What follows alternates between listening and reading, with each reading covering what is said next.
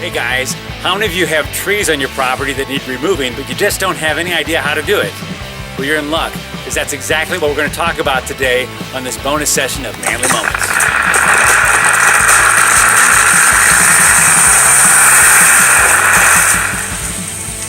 Well, in all honesty, I've never actually cut down a tree in my life. I did remove an evergreen tree from the backyard once, branch by branch. It took forever, and what a sticky mess.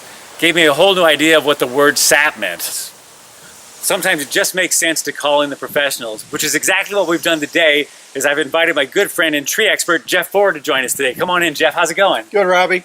Well, Jeff is the president and owner of J&A Ford Tree Care, and he's done this for years. Jeff, I was hoping you could share a little bit about your history of trees with us. Can you do that? Sure. Angela and I started this in April of 1981.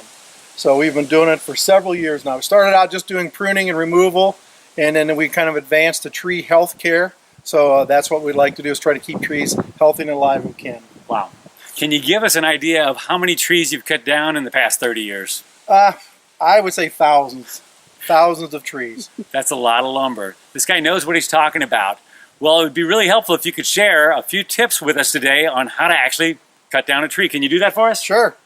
Let's do it.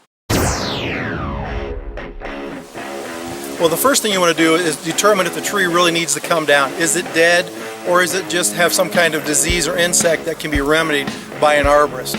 Second thing, if you determine the tree needs to come down, we always recommend that you would put a rope in it to kind of guide the direction of the fall and have someone pulling on the rope at a safe distance away from the tree.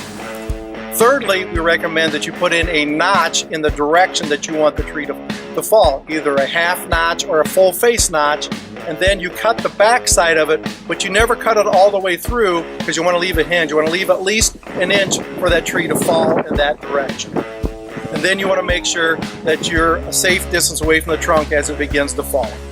Wow, that's great stuff, Jeff. But you know, cutting down trees is pretty serious business. You don't want them to fall on houses or hurt people. I was wondering if you could share a few safety tips with us today. Sure thing, Robbie. Let's do it. Safety tip number one, I recommend that you wear ear protection, whether it's a foam insert into your ear or if it's ear muffs, because you don't want to be hard of hearing like I am becoming right now.